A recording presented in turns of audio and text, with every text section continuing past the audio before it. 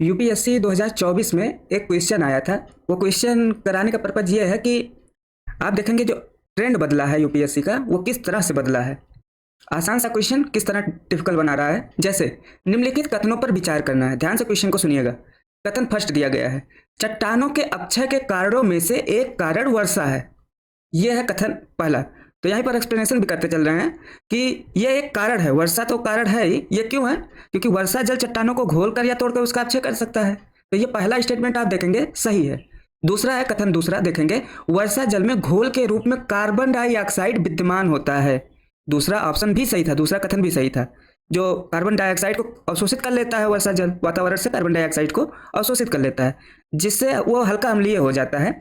और यही अम्ल जो होता है जल, जो अम्लीय जल हो जाता है, आप देखते हैं इसका इफेक्ट आप ताजमहल पे भी देखते हैं, एसिड रेन जिसे आप बोलते हैं।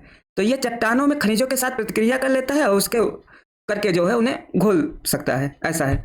तीसरा जो कथन दिया गया है, वर्षा जल में वायुमंडलीय ऑक्सीजन विद्यमान होता है, ये भी ऑप्शन यहाँ पर सही था। मतलब कथन तीसरा भी यहाँ पर सही था। ऑक्सीजन चट्टानों में कुछ खनिजों के साथ प्रतिक्रिया करके उन्हें कमजोर कर सकता है, इसीलिए तीनों स्टेटमेंट सही है। अब जो बात करना था यहाँ पर, आपको तो तीनों पता है कि सही है। उपयुक्त कथनों के संबंध में निम्नलिखित में से कौन सा सही है, ये कह रहे हैं। यहाँ देखिए कथन दूसरा और कथन तीसरा दोनों सही है, तथा दोनों कथन फर्स्ट की व्याख्या करते हैं। पहला ऑप्शन यहाँ पर सही था। और भी ऑप्शन पढ़ लेते हैं। कथन दूसरा और तीसरा दोनों सही है, किंतु उसमें केवल एक कथन फर्स्ट की व्याख्या करता है, और तीसरा आप कथन सेकंड और थर्ड में से केवल एक सही है और वह कथन फर्स्ट की व्याख्या करता है। ना तो सेकंड सही है और ना तो थर्ड। यहाँ ऑप्शन जो सही था ए, केवल ऑप्शन सही था। Thank you.